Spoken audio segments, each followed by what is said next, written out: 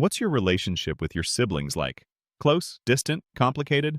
Picture this scenario unfolding at a Thanksgiving table, groaning under the weight of golden turkey, steaming casseroles, and the kind of forced cheer that masks deeper family fractures. Where your own grown son sits beaming at his new bride's side while she fixes you with a smirk sharp enough to slice through the tension like a carving knife, declaring to the assembled relatives in a voice laced with venomous delight, "Everyone, meet the woman my husband's forced to help the fat pig," which sends a wave of ill-suppressed laughter rippling around the room, forks clattering against plates and wine glasses tinkling in awkward harmony until her own father halts mid-chuckle, his face transforming from amusement to stunned recognition as he blurts out, "Hold on, you're the CEO of Sterling Industries, aren't you? The powerhouse that's been revolutionizing sustainable manufacturing across the Midwest and beyond, thereby igniting a chain of events that would drag me, Elena Vasquez, through a labyrinth of humiliation, hidden alliances, and meticulously plotted comeuppances, compelling you to stay glued to every twist because the layers of deceit and retribution I uncovered would force even the most steadfast viewer to question the boundaries of loyalty, forgiveness, and just how satisfying a well-aimed payback can truly be when it strikes at the heart of those who underestimate you most profoundly." I had arrived at that ill-fated gathering in the Hargrove family home on the leafy outskirts of Chicago, a sprawling colonial-style house decked out with autumn garlands and flickering candles that did little to warm the undercurrent of scrutiny directed my way from the moment I stepped through the door, carrying a bottle of mid-range red wine as my modest contribution while feeling every inch the intruder amid the polished silverware and heirloom china that spoke volumes about old money. Comfort I had never quite matched despite pouring my life's blood into building Sterling Industries, from a ramshackle startup in a rented garage to a thriving enterprise employing hundreds in eco-friendly tech production. At 52 years old, widowed for nearly 3 decades after losing my husband to a senseless highway accident that left me to raise our son Michael alone through endless shifts at entry-level jobs and nights poring over business plans by the dim light of a single lamp, I carried the visible marks of those struggles in the generous curves that no tailored business attire could fully conceal, yet they had also fueled the unyielding drive that positioned me at the helm of a company now synonymous with innovation in green energy solutions, a fact that Brittany Hargrove, Michael's bride of merely 6 months, seemed determined to ignore or perhaps deliberately obscure in her campaign to recast me as little more than a burdensome relic clinging to her husband's goodwill. Michael, fresh out of his tech program at 28 and still navigating the awkward transition from college dorms to marital bliss, had volunteered to assist with some logistical tweaks at Sterling during a transitional period, a gesture born of genuine pride in my achievements rather than any coerced obligation. But Brittany painted it differently in her narrative, her flawless blonde highlights and form-fitting sweater set exuding the effortless privilege of someone raised in gated enclaves where appearances trumped authenticity every time, and as the meal progressed with its parade of side dishes passed hand to hand amid superficial chatter about neighborhood gossip and stock market fluctuations, she seized the moment when all eyes turned expectant, leaning across the linen-draped table with that predatory gleam and unleashing her barb that hung in the air like a foul odor nobody dared acknowledge outright, prompting her father Richard to bellow with laughter first, his booming voice encouraging the cousins and Michael's uncle to join in while her mother Linda tittered behind a manicured hand, the collective mirth stinging more sharply than any isolated insult because it underscored the isolation I had fought so hard to overcome in raising a son who now seemed torn between defending his mother and placating his wife. My pulse quickened under the assault, memories flashing of boardroom dismissals where colleagues had whispered similar cruelties behind my back, dismissing the ambitious Latina immigrant as out of her depth. But I schooled my features into a mask of serene indifference, lifting my water glass to my lips as if savoring a fine vintage while inwardly calculating the precise angle for a response that would neither escalate the scene into outright chaos nor allow her triumph to stand unchallenged. And just as the chuckles began to fade into uneasy coughs, with plates cooling untouched, Richard's expression shifted dramatically, his fork suspended midway to his mouth as he peered at me through wire-rimmed glasses fogged slightly from the steam of the gravy boat, the pieces clicking into place from some long-buried professional encounter that transformed his amusement into wide-eyed astonishment, blurting the question that silenced the room entirely and redirected every gaze toward me with a mixture of confusion and dawning realization. I met his stare steadily, allowing a small, knowing smile to curve my lips as I confirmed his suspicion with measured poise. Explaining briefly how Sterling had evolved under my leadership from a fledgling operation dodging bankruptcy during the economic downturns to a leader in sustainable supply chains that partnered with major retailers across the nation. My words weaving a subtle thread of authority that quelled the lingering snickers and forced even Brittany to falter in her smug posture, her manicured nails tapping restlessly against her napkin as the implications sank in, though she recovered quickly enough to mutter a veiled threat under her breath about how such revelations changed nothing in her view of the family dynamics she intended to reshape. The rest of the evening unraveled in fits of strained politeness, with dessert served amid topics veering hastily toward neutral ground like the latest football scores and holiday travel plans, yet the undercurrent of unresolved tension pulsed like a live wire, leaving me to drive home through the darkening streets with my mind racing over the fragile bonds now tested and the shadowy motives Brittany might harbor, especially as a fleeting glance back at the table had caught her exchanging a loaded look with her father that hinted at complications far beyond a single dinner's drama, setting the stage for conflicts that would soon infiltrate every corner of my carefully constructed world and demand a reckoning I was only beginning to envision. That Thanksgiving dinner's bitter afterglow clung to me like the chill seeping through the cracks of my old apartment window as I navigated the congested Chicago streets the following morning. My thoughts tangled in the web of Brittany's cutting remark and Richard's unexpected revelation that had momentarily shifted the power dynamics at the table, leaving me to ponder whether such a public unmasking would deter her barbs or merely sharpen them into something more insidious aimed at fracturing the already tenuous bonds within my family circle. By the time I pulled into the parking lot of Sterling Industries, the sun was climbing higher over the industrial sprawl that my company had helped revitalize through innovative manufacturing processes designed to minimize environmental impact while maximizing efficiency for businesses across the heartland. I had resolved to treat the incident as a minor skirmish in a larger battle, focusing instead on the quarterly reports awaiting my review in the glass-walled office that overlooked the assembly lines buzzing with workers in safety vests coordinating the production of solar-powered sensors that had become a staple in warehouses from Milwaukee to St. Louis. Michael's call came through just as I settled at my desk with a steaming mug of black coffee, his voice laced with the apologetic hesitation of a young man caught between the woman who raised him single-handedly through lean years of ramen dinners and overtime shifts and the wife whose expectations seemed to demand he rewrite his loyalties overnight,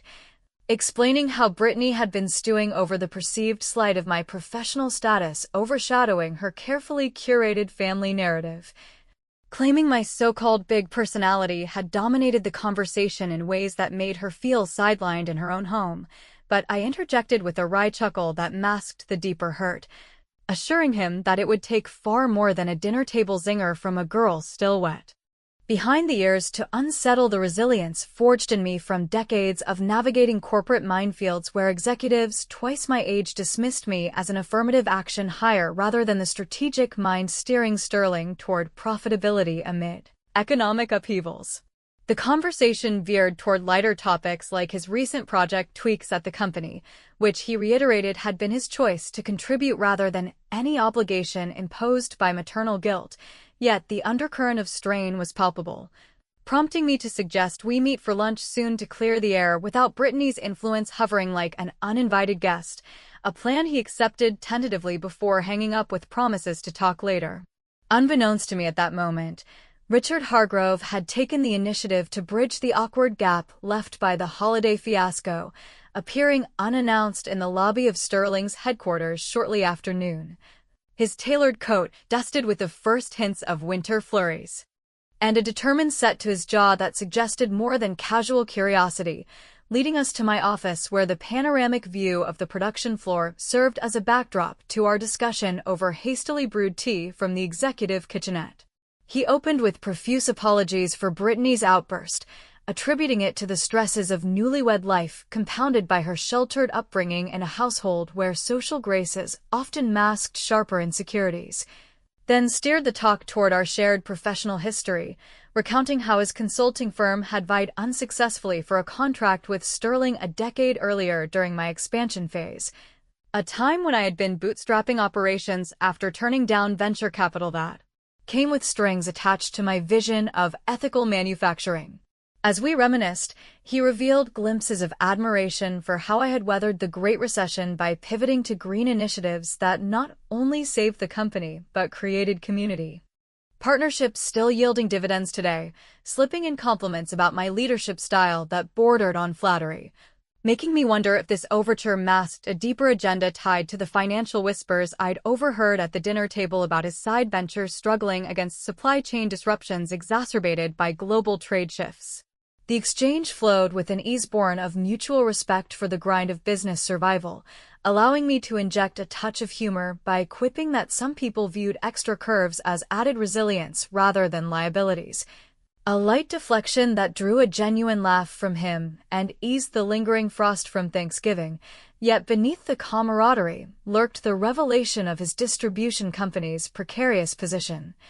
teetering on the edge of insolvency due to outdated logistics that Sterling's proprietary software could overhaul in a matter of months, a proposal he pitched with earnest eyes that tugged at my history of extending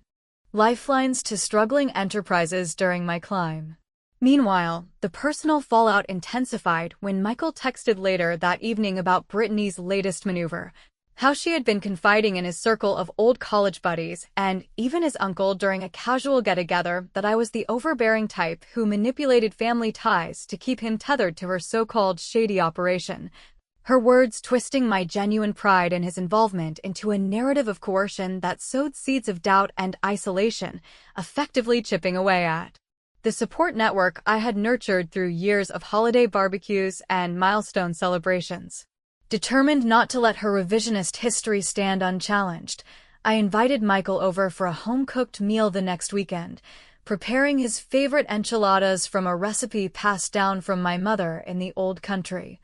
And during the course of our meal, amid the aroma of spiced sauce and melting cheese, I pulled up archived emails on my laptop, demonstrating his enthusiastic initiation of the collaboration with Sterling, presenting them not with accusation, but with a sly wink and the comment that facts had a funny way of trimming away the exaggerations. A witty exposure of her small deception that elicited a relieved grin from him and a promise to address it directly with her, marking a modest triumph in reclaiming a sliver of narrative control without descending into outright confrontation. As we lingered over slices of flan for dessert, the conversation deepened into territory that unsettled me profoundly. With Michael confessing over the clink of forks that Brittany's family was grappling with severe financial straits stemming from a disastrous real estate investment gone sour in the fluctuating housing market, debts piling up like unchecked inventory and forcing Richard to seek alliances that could stabilize their crumbling empire, worse still that their distribution arm intersected directly with one of Sterling's primary suppliers through long-standing contracts that now hung in precarious balance. The weight of this disclosure settled over me like an impending storm cloud, compelling me to grapple with the ethical tightrope of whether extending aid would absolve the dinner's insult or invite further encroachments on my autonomy. And just as I formulated a probing question to gauge his stance, my phone illuminated with a message from an unfamiliar sender that read simply, "Keep clear of the Hargroves unless you want your secrets dragged into the light," the cryptic warning sending a shiver down my spine as the fragments of potential vendettas began to coalesce into a far more ominous picture than I had anticipated. The anonymous message from that unsettling evening etched itself into my consciousness like an unwelcome tattoo as I sifted through the implications during the quiet hours before dawn.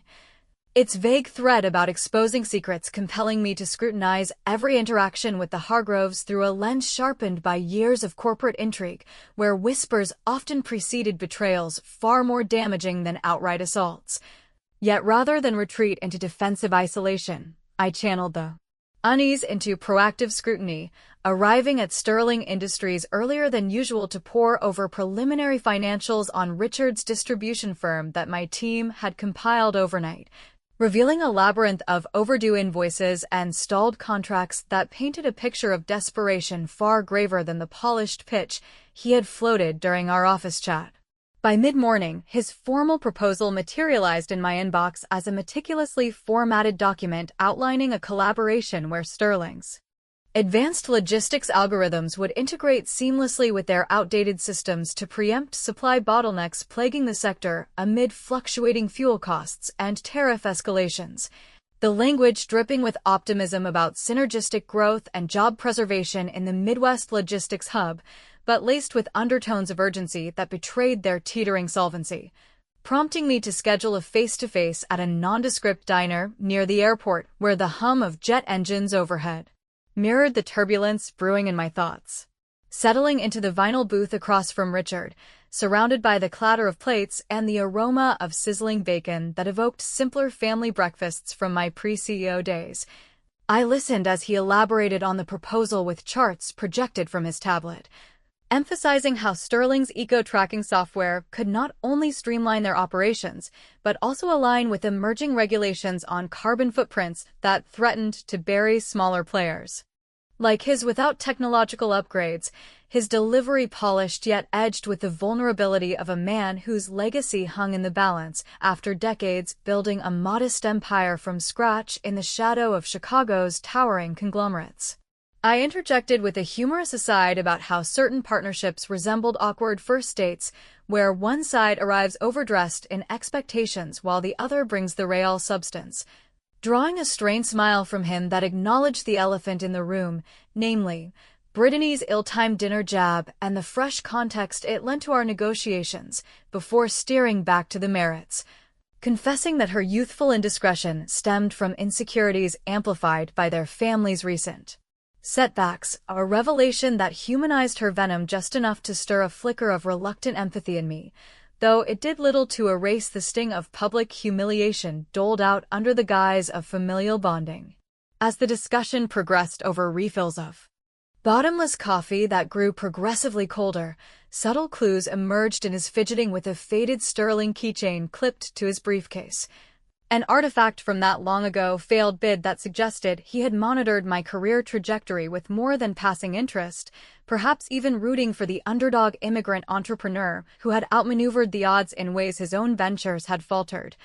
planting seeds of a shared underdog narrative that complicated my instinct to withhold aid as petty retribution. The dilemma crystallized upon my return to the office when cross-referencing the proposal against internal records uncovered Michael's tangential involvement through a freelance consulting gig he had taken on during grad school with Hargrove Distribution, a connection that now positioned any aggressive terms I imposed as a potential threat to his budding professional reputation, forcing me to balance the satisfaction of leveraging my position for a subtle payback against the risk of collateral damage to the son I had sacrificed sleep and social life to support through every academic hurdle and personal setback. Undeterred, I crafted a counteroffer laced with clever contingencies, agreeing to the trial integration at a discounted rate but mandating a comprehensive audit of their financials as a prerequisite, framing it as prudent due diligence essential for safeguarding Sterling's intellectual property while inwardly relishing the power reversal that would compel Richard to lay bare the vulnerabilities Brittany had so casually exploited at the family table,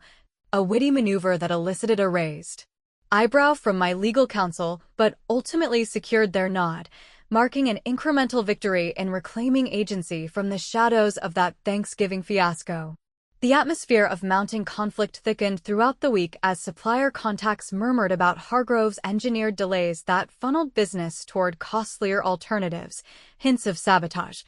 that aligned too neatly with Brittany's grudge to dismiss as coincidence, and the twist deepened during a routine evening call with Michael where he offhandedly referenced Brittany poring over archived business articles from my early days,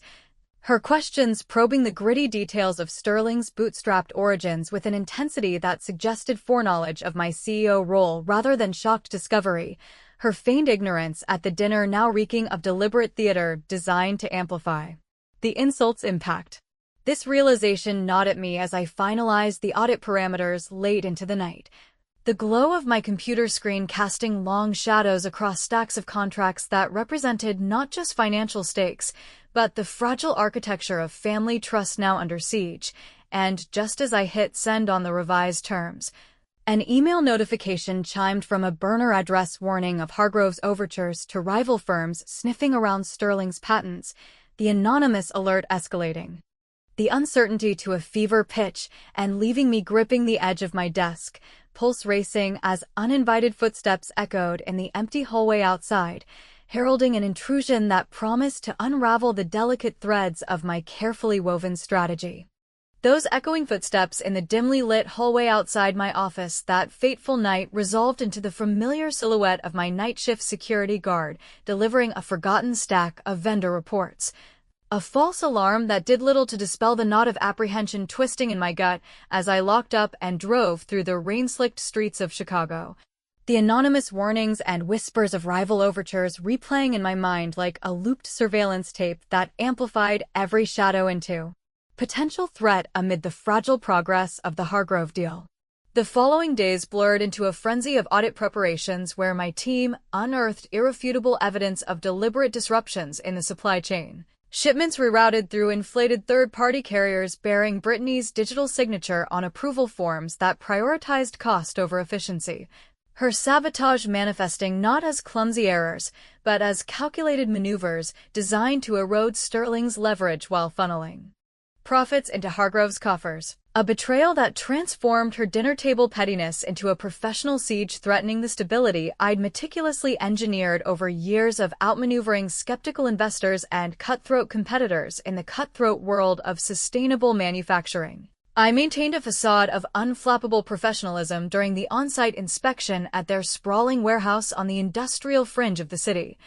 where the air hummed with the mechanical whir of conveyor belts and the sharp tang of palletized goods waiting for distribution, greeting Richard with a firm handshake and a disarming smile that belied the storm brewing beneath as we toured the facility side by side,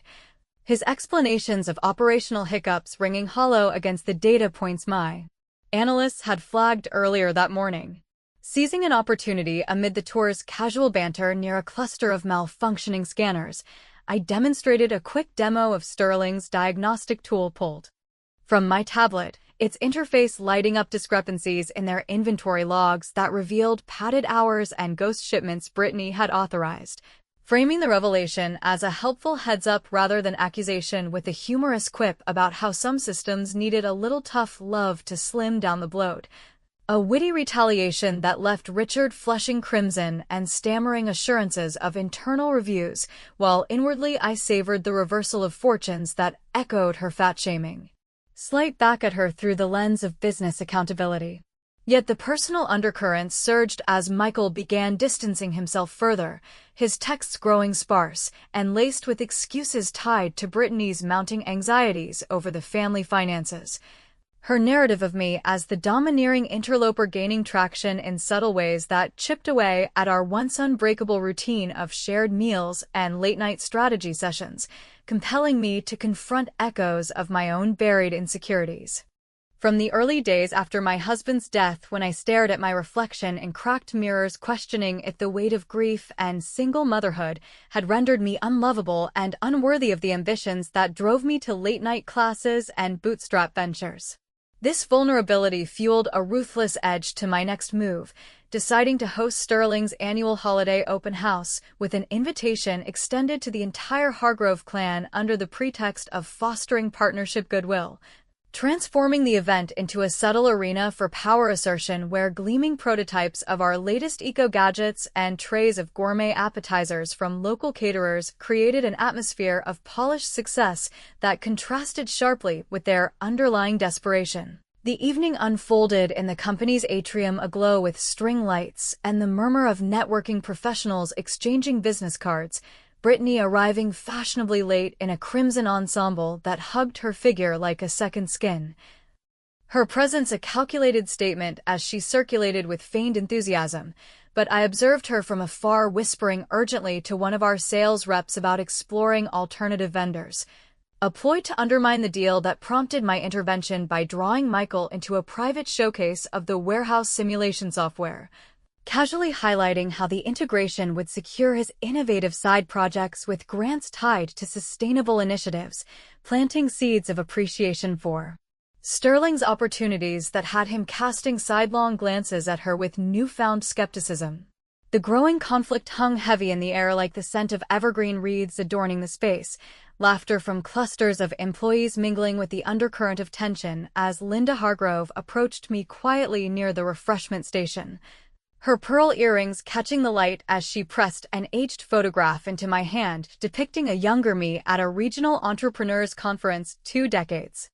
prior, arm-linked with Richard's former business associate who had mysteriously vanished amid allegations of fund mismanagement linked to Sterling's initial capitalization, her voice quivering with unspoken fears as she inquired whether I had any inkling of his whereabouts or the tangled debts that followed. A bombshell that unearthed a chapter from my past I had long compartmentalized, involving ethical gray areas navigated to keep the company afloat during its infancy. This disclosure struck like a thunderclap, the uncertainty swelling as I pocketed the image and steered the conversation toward neutral pleasantries, inwardly wrestling with the dilemma of whether pursuing the truth would vindicate my escalating revenges or expose fractures in my own foundation that could alienate Michael forever. Especially since forgiving the slights might demand burying these secrets alongside the family rifts Brittany had so gleefully widened. As the event wound down with handshakes and exchanged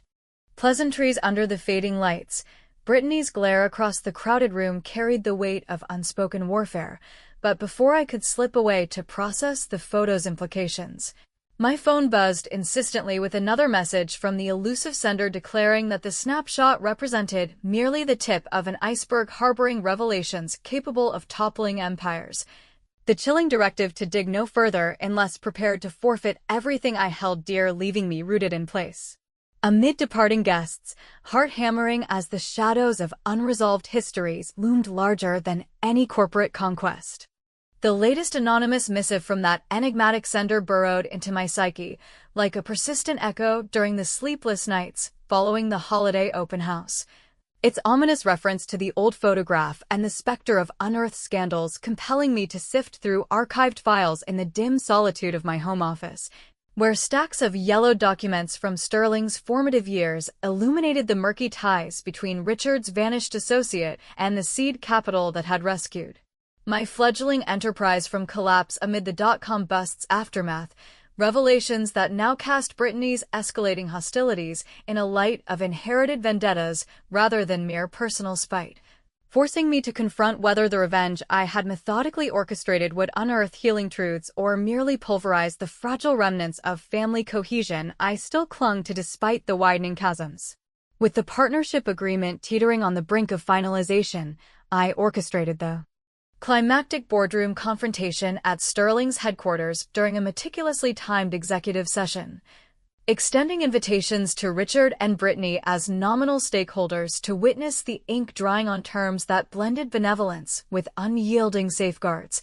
The conference room transformed into a theater of calculated drama, with its mahogany table polished to a mirror sheen and walls adorned with framed milestones of the company's ascent from garage tinkering to industry vanguard in green technologies that powered everything from urban smart grids to rural solar farms. As the assembly convened under the soft hum of the projector displaying revenue forecasts intertwined with Hargrove's turnaround projections, Richard entered with the harried optimism of a man grasping at redemption, his briefcase bulging with last-minute concessions while Brittany trailed behind in a power suit that strained against her composed facade, her eyes darting like those of a cornered competitor, assessing escape routes amid the circle of Sterling executives who nodded politely but eyed her with the wariness born of the sabotage intel circulating internally. I opened the proceedings with a toast raised in a crystal flute of sparkling water, infusing the moment with wry humor by toasting to alliances that occasionally required a bit of trimming to fit comfortably. A veiled nod to her infamous dinner slight that elicited scattered chuckles and a perceptible stiffening in her posture. before guiding the group through the deal's architecture where our logistics suite would infuse their operations with real-time efficiencies capable of slashing overheads by 30% and restoring solvency within quarters, all while our audit provisions ensured transparency that would deter future manipulations. The revenge unfurled in layers during the presentation's core, as I transitioned seamlessly to a live demonstration linking directly to their warehouse feeds, the screen blooming with visualizations of streamlined workflows that inadvertently spotlighted the anomalous transactions Brittany had greenlit, overcharges disguised as expedited services that now stood exposed under the glare of integrated analytics, not as criminal acts, but as inefficiencies emblematic of mismanagement that undermined the very partnership she had sought to sabotage. My commentary delivered with mild surprise, as if stumbling upon an oversight rather than orchestrating the spotlight, prompting a hush to fall over the room while Richard shifted uncomfortably and Brittany's knuckles whitened around her pen. The collective murmur evolving into nods of validation for Sterling's due diligence that reframed her barbs as the desperate flailings of an amateur in over her head. This clever denouement delivered a satisfying symmetry to the Thanksgiving humiliation, bouncing her underestimation back through the prism of professional reckoning without resorting to overt confrontation, yet the triumph soured subtly as Michael observed from a peripheral seat, his expression a mosaic of paternal pride mingled with unease at the familial fissures my maneuvers had deepened, compelling the audience to grapple with the morality of wielding corporate clout to settle personal scores, especially when it risked entangling his marriage in the fallout and prompting second thoughts about whether my unyielding pursuit justified the isolation it bred. The tension crested in the session's aftermath as Brittany accosted me in the adjacent corridor lined with motivational plaques from my ascent, her voice a controlled hiss laced with accusations of entrapment through the audit's revelations, then escalating to brandish knowledge gleaned from her father's dusty files about the disappeared associate's embezzlement that had allegedly siphoned funds meant for Hargrove into Sterling's coffers, a bombshell dilemma that pitted my legacy against the temptation to sever ties and watch their empire crumble. Though I countered with a measured offer to restructure the agreement, absorbing their debts in exchange for her withdrawal from Michael's life, a proposition that hung in the air like a gauntlet thrown between adversaries. She recoiled with a venomous glare before sweeping out, leaving Richard to approach with abject apologies and pleas for leniency that stirred unwelcome pangs of compassion rooted in our parallel climbs through economic tempests, ultimately securing a tentative peace where the deal proceeded with concessions that stabilized their finances on the surface while enforcing boundaries against further incursions. As the echoes of the meeting faded and Michael enveloped me in a hesitant embrace at the elevator bank, murmuring gratitude tempered by a caution to tread carefully in the games of power that blurred family lines, the resolution settled into an ambiguous haze where Brittany's overtures ceased amid wary truces, her smirk supplanted by grudging acknowledgments. During obligatory calls, yet the anonymous texter dissolved into silence, and that incriminating photograph remained tucked away in my desk drawer, its unanswered enigmas lingering like half-formed questions about the true architects of past betrayals and whether my vengeful path toward vindication had fortified my world or merely erected walls too high for reconciliation to scale, leaving me to solitary evenings with a glass of wine overlooking the city skyline, pondering if the thrill of standing unbowed came at the irreversible cost of the connections that once defined my victories.